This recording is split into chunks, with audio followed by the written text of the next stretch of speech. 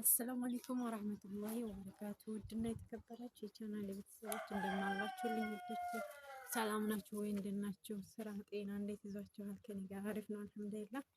እንዴት ነው ኑሮ? እኛ ጋር አየሩ አሁን ላይ ጧጧ በጣም ከምነግራችሁ በላይ ይባረዳል ማለት ነው። ቅዝቃዜው ቆራረጠን፣ ምንም ለምረን አልቻለም። የምር አስተምኑኝም እንጂ ማለት ነው። በቃ አየሩ አሪፍ የሚሆነው የማይቀጫችሁ ምናምን የሚያሳምረው ክረምት ነው። እኔ ስላየሁት ሞክሬው ክረምት ላይ በጣም ነበር ሰውነታችን ስልስ የሚለው ሁሉ ምናምን ቢበርደንም ወጌት ስለምንለብስ ምናምን ነገር አቧራ ስለሌለ በቃ እንትን ያሉ። አሁን እኮ አቧራው በዛ ላይ ንፋሱ ምናምን ሊገለን ነው አልኳቸው እና ሁሌ ክረምት ቢሆን ያስብላል ባይ እና ደህና ናችሁልኝ ወይ? እንዴት ናችሁልኝ? እኔ በጣም ደህና ነኝ አልሐምዱሊላህ።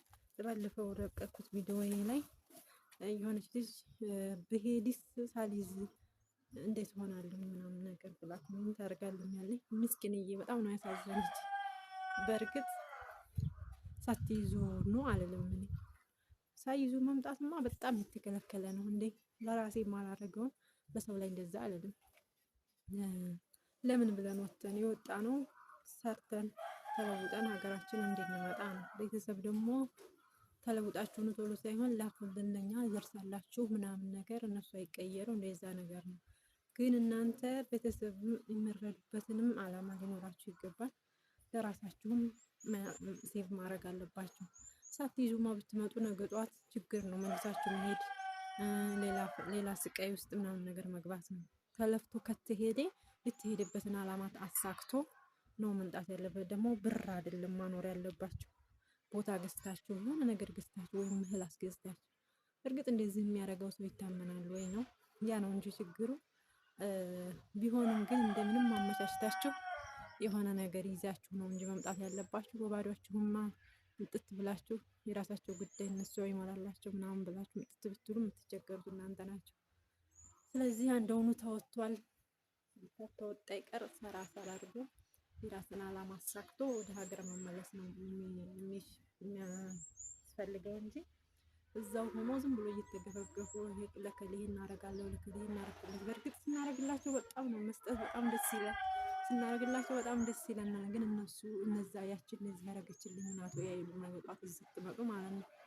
እንደዛ ናት ወደ ስትበቃ ስትርስ ምንም ነገር እንዳላረጋችሁ ሱብሃንአላህ። እኔ አልገጠመኝም እንደዛ፣ ግን የገጠማቸው ልጆች ሲያወሩኝ እንደው በጣም ያሳዝናል ወላሂ።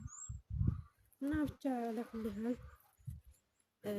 በጣም አሳዝናኛለች። እንደዚህ ብላ የጻፈችው ልጅ ብንመጣ ሳንይዝ በኋላ እንዴት እንሆናለን ምናምን ብላ ነው። አልተሳደበኝም ምናምን፣ ግን የውስጧን ነው የነገረችኝ መሰለኝ። መያዝም አለባችሁ ግዴታ። እኔ ብዙም ማውቃቸው ልጆች አሉ 8 ዓመት ምናምን ቆይተው ቤተሰብ ብቻ እየረዱ ለራሳቸው ምንም ያልኖራቸው። እንደዛ መሆን የለበትም።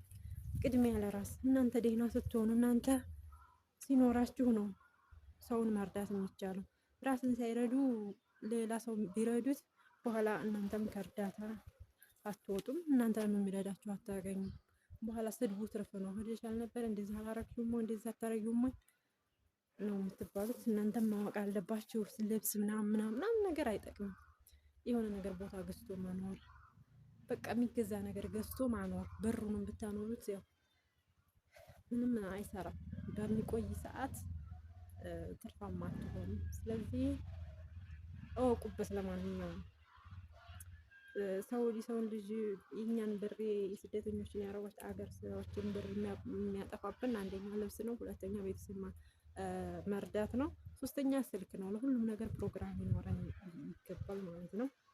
ህይወት እንደዚሁ አይቀጥልም። መውለድ ያልፋል፣ ሁሉ ነገር ያልፋል። ሁሉም ነገር በጊዜው ካልሆነ በስተቀር በኋላ መስዋዕትነት ያስከፍላል። ቢፈለግ አይገኝም ማለት ነው። ስለዚህ ውድ ቤተሰቦቼ ሁላችሁም እየተባበራችሁ ስለሆነ ላይክ እያደረጋችሁ ኮሜንት ሼር እያደረጋችሁ እየተባበራችሁ ስለሆነ ሁላችሁንም ጀዛችሁን ይክፈላችሁ። ወላሂ እኔ አላማ አለኝ። ለራሴም ብዬ አይደለም ይሄንን የምሰራው፣ መርዳት የምፈልገው ሰው አለኝ። አሁንም እዛው እኔ ረድቻቸው ቦታ ያልያዙ ሰዎች አሉኝ፣ የራሴ ቤተሰብ። ለነዛ ስል እንጂ ለኔ ለራሴ በርግጥ ለራሴም ያስፈልገኛል፣ ግን ዶሮረኝ ለራሴ አይደለም።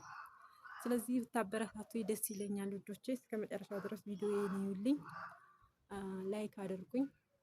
ተረፈ አመሰግናችኋለሁ። ሁላችሁም የልባችሁ ምኞት ያሳካላችሁ እላለሁኝ። እዚህ ድረስ ስለተከታተላችሁ ከልብ ከልብ ከልብ አመሰግናችኋለሁ። ሰላም አለይኩም ወራህመቱላሂ ወበረካቱ።